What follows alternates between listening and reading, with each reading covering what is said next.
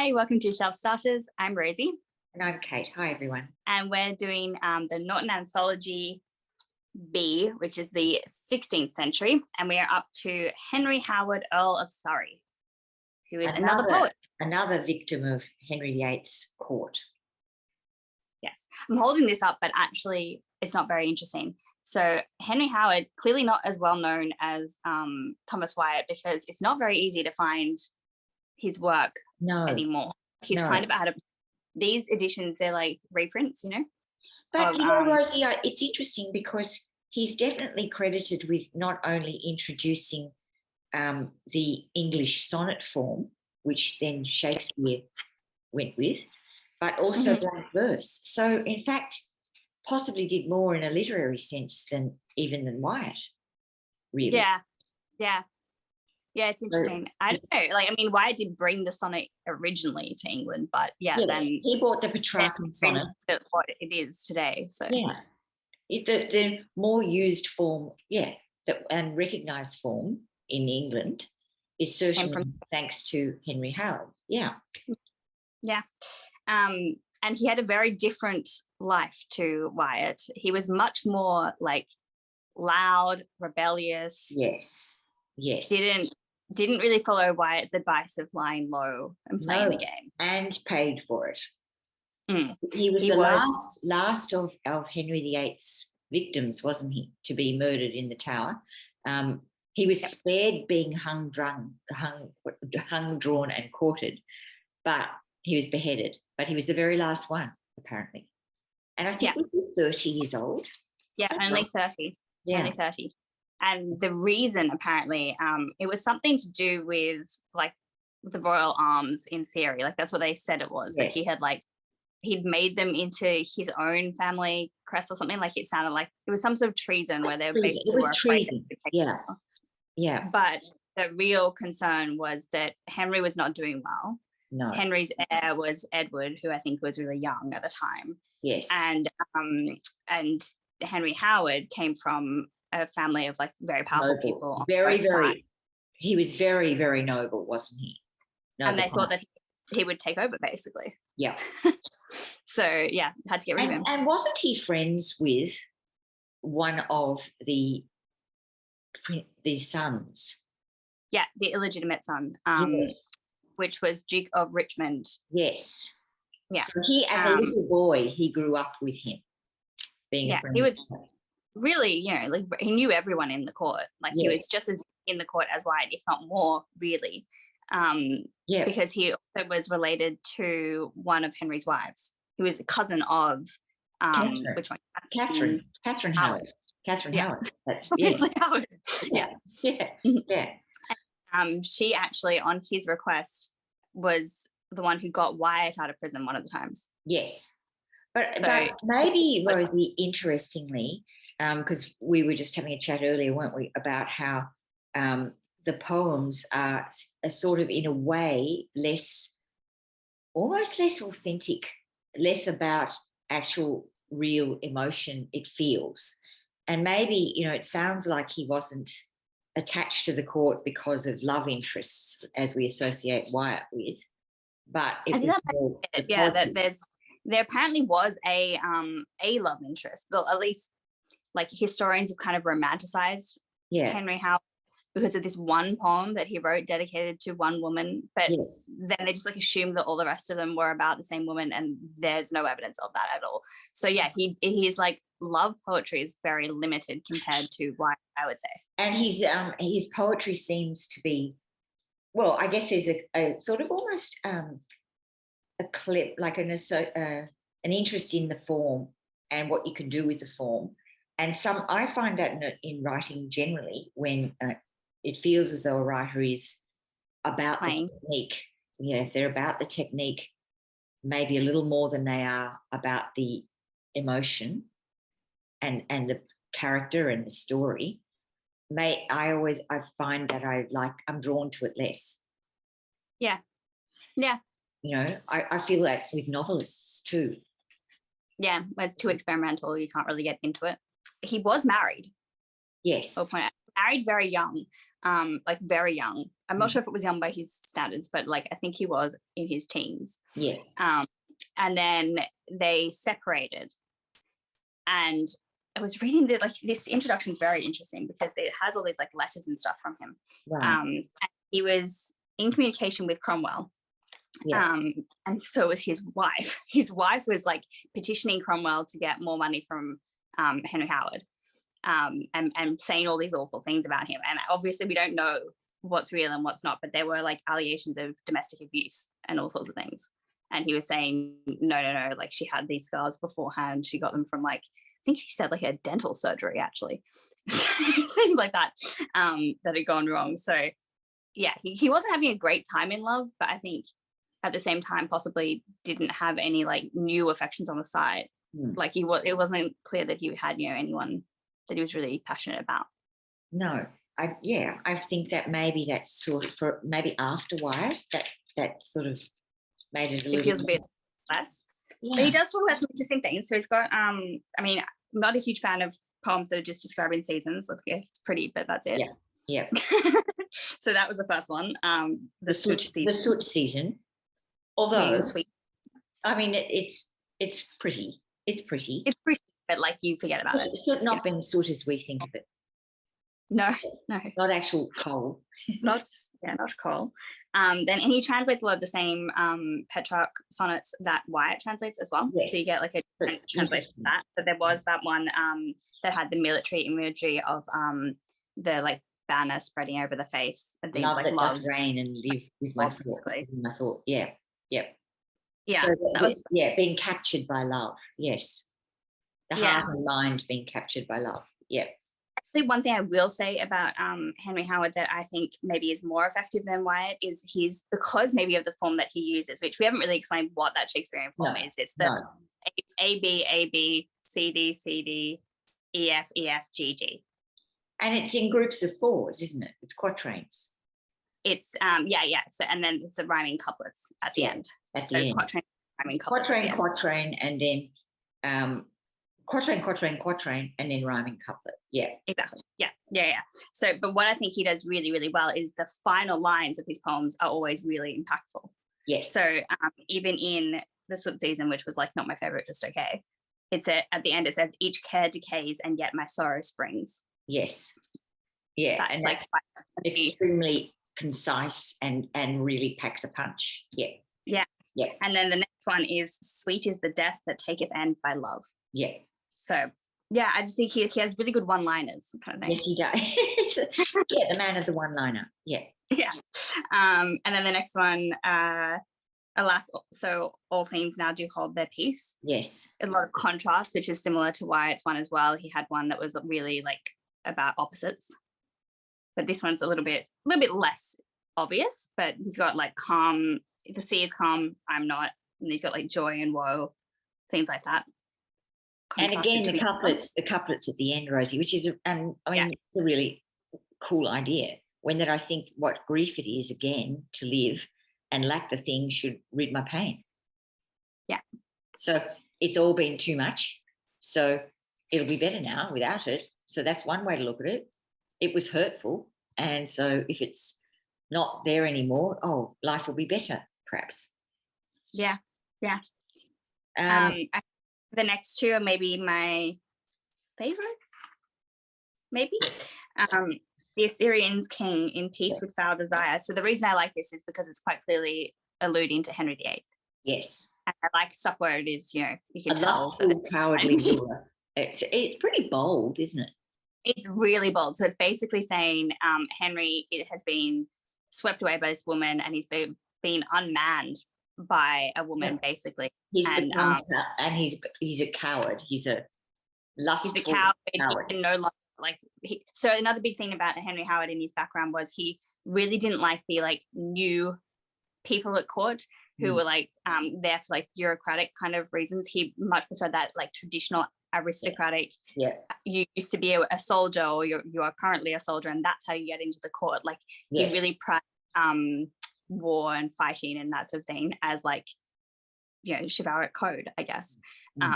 And so even though apparently he was not very good himself, like he was a soldier, but apparently he was a really bad one.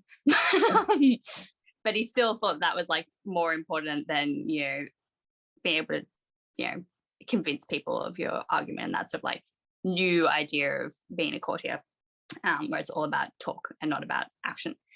But yeah, so here it's really saying that Henry VIII is not good at fighting anymore. He talks about him with foul desire and filthy lust. Yes. That stained his heart. It's great. And then talks about his want of martial art. Yes. So yeah, he's not good enough in battle. And yeah, scarce the name of manhood did retain. So no longer a man. But yeah, it's basically about how he's become too used to having like feasts and like love songs and things like garlands. No, he's drenched in sloth. Yeah, he can't do a soldier's life anymore. Drenched in sloth and womanish delight. That's feeble of sprite, impatient of pain. So he's just like not used to being a soldier anymore, and as a result is like just and what a coward. And I like the use of the parentheses at the end, and he appalled with dread, he like what a coward.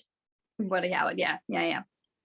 And then because it is obviously using the extended metaphor, I guess, of the Assyrians king, it's talking about how he murdered himself to show some manful deeds. So like the only good thing the only good thing he could do.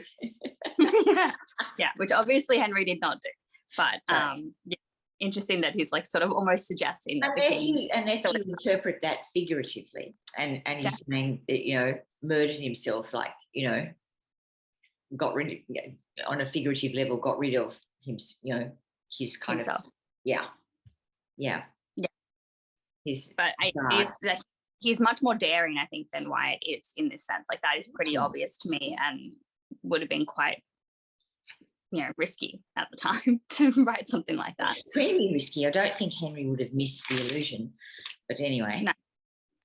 And then the next one is all about his childhood. So he gets so this is why I'm saying that he's like he's kind of a more fun character than Wyatt in a way, because he does sort of like more reckless things that you can kind of imagine. He was young, like he was in his 20s. He died when he was 30, so he was in his 20s in this period, let's say, and he got arrested for like drunken behavior on the streets of London, like breaking windows, just generally being annoying in the streets of London.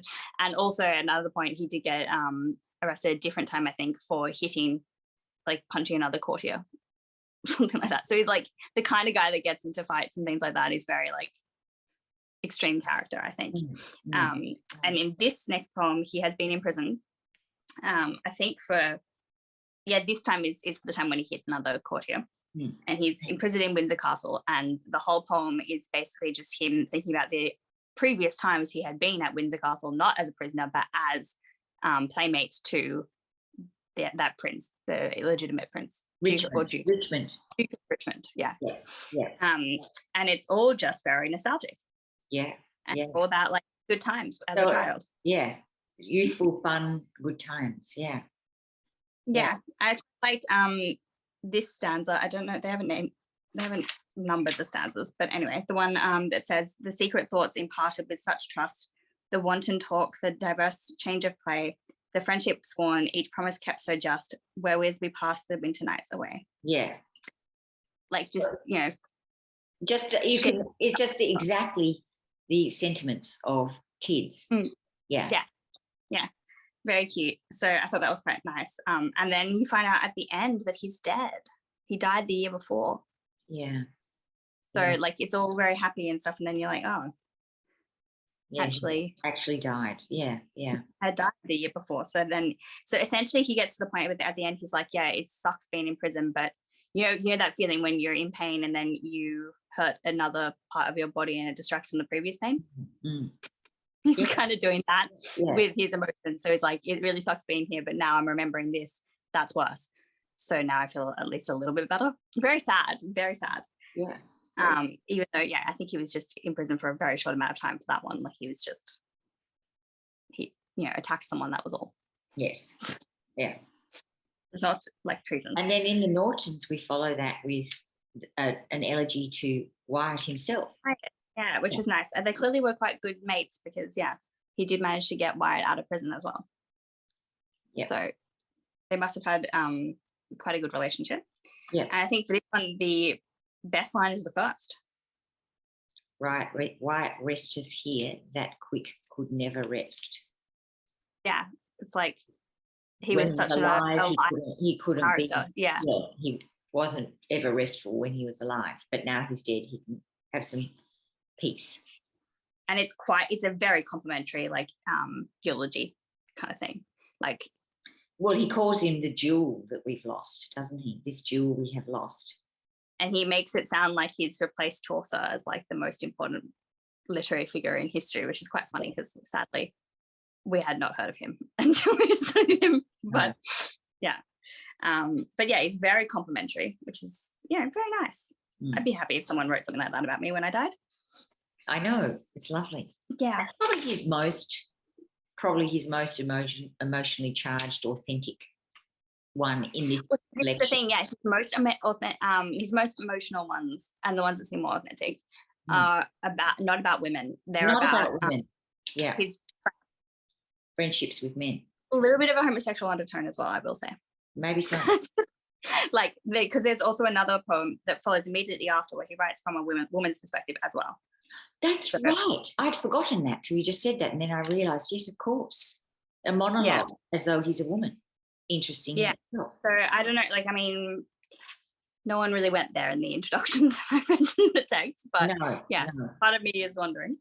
But I didn't actually like the one that he wrote as a woman, to be honest. It felt a bit devoid of authenticity. I think that's what it is. Yeah, that's what we're struggling with a little, aren't we? Yeah, like there were emotions in this. I just didn't feel them. No. It's from a woman who is sad because their partner is far away. Yes, and like there was a lot that happened all the time, didn't it? Then because the voyagers were into voyaging and exploring and. Yeah, and we've read like other poems. In the Middle Ages, we definitely read other poems about people being separated by a sea and stuff like that. That I felt a lot more strongly about. This one, I just was like, yep. Well, I mean, and then you get Donne's beautiful one, a valediction forbidding mourning. That's so moving. And this is not that. This is not quite that. Yeah. No. So, but I wonder if it is because he's taking on the part of a woman, and it's all a bit like he hasn't actually had the same experience. Know what it's like to be a woman. Yeah. What about Rosie? The ones where he actually refers to Carthage and Dido, and he's it's the full translation of the Aeneid. So this is when he introduced the blank verse. He translated the Aeneid, or at least like some of the books of it. I think maybe two. Yeah, books 2 and 4 of the Aeneid. Yeah. And he used blank verse, and I love that because I also love the Aeneid. Yeah. I haven't actually read the whole thing, I will say. I just read parts of it when I studied Latin at school, and I loved it. Yeah. Well, what's not to love about, Dido especially? She's a strong woman. I like that one. I enjoy that one, the Dido in Love one. I love that. Me too. I really liked it, and I would have liked to have his full. In fact, actually, I do have his full translations here. I just wish that he had done the full thing, the whole Aeneid. Yes, that would be quite amazing, wouldn't it? Would be pretty cool, because I still haven't read the full thing, and I would love to read it from him. I think he did a very. I mean, I don't know about accuracy or anything, but I think he did a great job. Like, it was very readable, that little section that we got, and very beautiful as well. Yeah, like he keeps all the lyricism of Virgil. It's very beautiful. Yeah, I liked it a lot. I like that line. I think it is quite a famous one. Unhappy Dido burns. Yes, that is. And then I also liked it. And when they were all gone, and the dim moon doth eft withhold the light, and sliding stars provoked unto sleep, alone she mourns within her palace void, and sets her down on her forsaken bed, and absent him she hears when he is gone, and seeth eke. I love that. Yeah, and then it follows with her holding his son. Yeah, trapped by his father's form, the son. Yeah. So sad. Yeah, I thought it was that was really good. That was actually, there was a lot of emotion in that, but then that also could come from Virgil. I don't know. Well, yes, that's right, because it's a translation. Yeah, but yeah, I'm glad we came across these. Yeah, me too. I think he was a very interesting guy. I think it's very sad that he did die so young, because I think his poetry was good, and I didn't love it quite as much as Wyatt, but I still really did like it. Mm-hmm. And I think if he'd had more time, he maybe would have. You wonder what it would have been like if there had been more time. Well, I mean, when we're talking about the cleverness and the use of form and the techniques, you can see a myriad of techniques in every single one. So, and it is clever. It's really using all the things at its fingertips. The assonance and the internal rhyme and the caesura, and it's. And I think alliteration was like much more meaningful than regular people use alliteration. He uses it for emphasis, really strong. Yes. Yeah, he's very concise. It's very, very concise, and precise. And that is what makes. I guess that's right. That's what makes it worthy. Really, going back to, and I mean, obviously, he introduced form to English literature, so he has to be talked about. And I think it does make a difference, because those rhyming couplets at the end, they really do land the poem. Yeah, they do. Yeah, they do. So it is a very cool poetic form, I think. The Shakespearean sonnet, as we say. We don't go straight. We don't do Shakespearean sonnets themselves for a little while, do we? Yeah, it'll be a while, but we will eventually. We will. Yeah, which will be good. It'll be good to have had that grounding first. That intro. Yeah. And then good. So now we're really actually next going into religious ground, aren't we?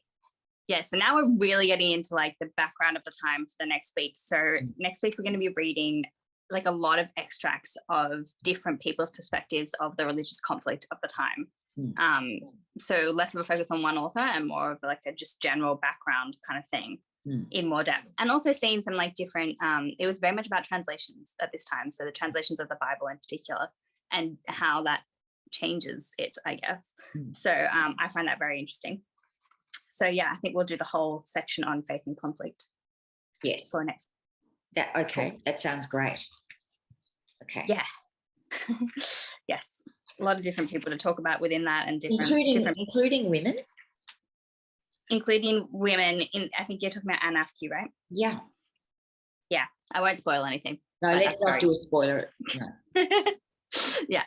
Anyway, has anyone read Henry Howard? Let us know if you have. I would be surprised if people had who haven't maybe done literary studies before, if anyone has heard of Henry Howard, but would love to know if you have, and if you have as well, especially, are there any other poems that you would recommend?